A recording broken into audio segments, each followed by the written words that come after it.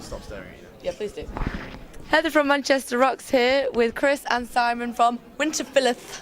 Got that right? Winterfylleth. When done. Well done. How you doing? When done? Yeah, we're all right.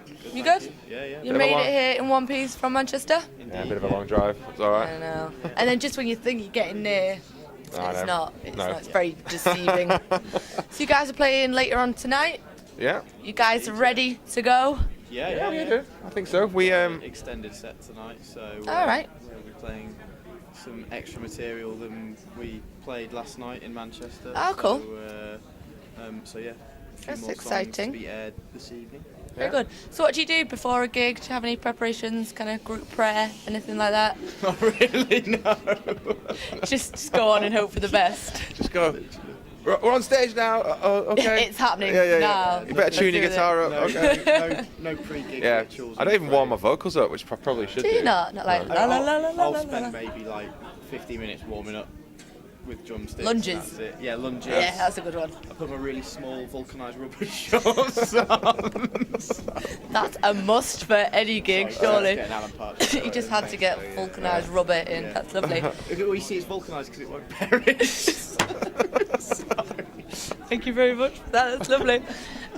So the tour with Enslaved, how's it going? You played Manchester last night. Yeah, that was the first Yeah, day yeah, last it was- night, That was the so- first It was the day. first day. Yeah, it was good to meet those guys actually. Aren't they like one of like your biggest Oh influences? yeah, massively so. Yeah. Yeah. So that must be quite kind of nice. top on your Yeah, list of they're- achievements to play with Oh them. yeah, they're really cool guys. Like, I don't know, into their beer and like kind of into what we were doing, into what obviously what they're doing, and then like they were really nice, really friendly, personable people, and like I don't know, I think it's great to kind of play with bands that you love and them not be rock stars and Oh, not be yeah, kind of like definitely. dickheads, and So you weren't disappointed meeting one of your biggest influences? they seem to be kind of up for a bit of the old like Blackadder and stuff, and That's they were cool. quite interested in the pedestrianisation of Norwich Town Centre as well, weren't they? So, Are you going to do the Alan Partridge references We're just trying to get all the way through? No, I I've already like got it. vulcanised rubber because it won't perish. Proud moment right there. It's your latest album, Threnody of Triumph, if I say that right. right, It's been very well reviewed, considered kind of one of the best black metal albums of 2012. Would you agree with that? Yeah. God, pick yourself up, like, yeah, it's the best album ever. I don't know. I think we're humble enough to realise that there's loads of great albums out there, and we just Yeah. try to make the best album we But could. is that important to you? What big critics and magazines, what they think of you? I don't know. your I work? think it's nice to kind of have great press and for people to get behind the record, but it's not the driving force behind what we do. Right, Like, okay. we're still pretty down to earth people, I think, and we write the records, the same way we always have done since we started, and myself and Simon write the words, like me, Nick, and Mark kind of write the guitar bits Okay. and kind of put songs together and just do stuff that we think is great. And if we bring ideas to each other that we think they're great and that make us excited about them, then we hope that other people get that. But Yeah. it's Is it a long process when you put an album together with the writing and the recording? Do you take a lot of time over it? Well, a little bit. It's difficult. Sometimes you can be like kicking an idea around for 2 or 3 months, and sometimes like one of the tracks on our last album is called "The Glorious Plane," and we probably sat down and wrote that in like how long was it? About an afternoon or something. An afternoon, but then some of them were like 2 or 3 months to write. Right, so yeah. you know, So it some even depends. longer than that. Some songs. some songs we had riffs from like the first album, the previous album. So like it Okay. just Carries over. kind of carries over, and you're like Normally you by can't. this point, we'd finish the last album and then start writing for the next one pretty much Okay. straight away, almost, Yeah. really, wouldn't you? More or less. So if you started writing for the next album? Yeah, I've written now- probably 3 or 4 songs so far, and Okay. the thing is we've done another EP actually in between. Right. Okay. so we're- just to kind of break it up. I Yeah, guess. we're doing but more of a folk thing. We're doing a folk EP in You've between. got quite a big folk influence in your music, amongst the metal. I think so. Yeah, I mean, I wouldn't say that necessarily it's the kind of like plastic swords and like charging around the mountaintops wearing armor, but like That's a shame. it's not a shame. And It's a more sincere I think so, yeah. take on traditional Yeah. British music and traditional music, not just folk, even I know it might sound strange religiously, but early English church music as well. Like a lot of Gregorian chant style stuff. That influence. So you guys like big into your folk music? Oh yeah, I mean, I think Simon probably more than like a lot of us. But I mean, you know, there is a vein of it that runs through all of us, and I think we've tried to incorporate that into what we do, and I think because obviously the kind of theme of the band was around history and around about bringing relevance to all those kind of ancient stories, it really fit great within what we were doing. And I think we found we could do it really, really nicely, and like you know, in a way that I think was not cheesy and stuff. Because I think sometimes you can really ride a fine line between something being a bit cheesy and a bit kind of like twee, or it being. That's the tipping point, really. Yeah. You get these folk metal bands, and all due respect to them, they do their thing. It's not really our thing, but what they do is a bit kind of cheesy, and it's a bit like a parody of something. And do you know what you mean? Yeah. And whereas we try to give it a much more serious, sincere, and a more atmospheric feel, and more of those the traditional songs that were written, you know, by the folk, you know, hundreds of years ago or a couple of hundred years ago. You know, they were written as serious songs that reflected life and problems that people had at that time. And whereas, you know, you got all these folk metal bands that are all like twiddly-dee, and you know, it doesn't really represent what proper folk music is, what traditional folk music is. Well, your themes of kind of English heritage and landscapes, was that always the plan from the start to make music, you know, around those themes? I mean, Simon and I met years ago, but like we did another doom metal band called Atavist before we did this band,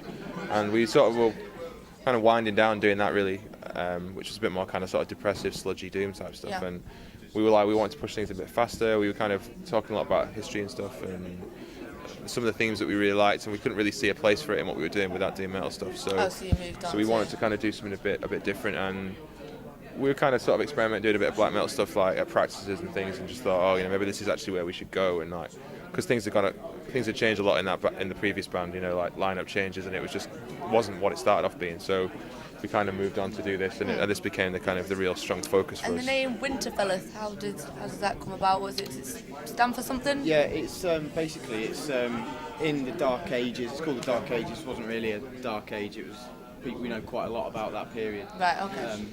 As you know, through history, but Winterfylleth basically represents the month of October, and it basically represents what people celebrated as the end of the summer and autumn and the onset of winter. So it was marked by the last full moon of summer, which is the first full moon of winter, which is on the last end of October. So normally around the sort of 27th, 28th, 29th is when the full moon happens in October, and that is literally the Winterfylleth. Winterfylleth roughly translates to mean winter full moon in modern English. It's an old English word, literally straight winter full moon, and it's a festival that they celebrated at the end of the harvest.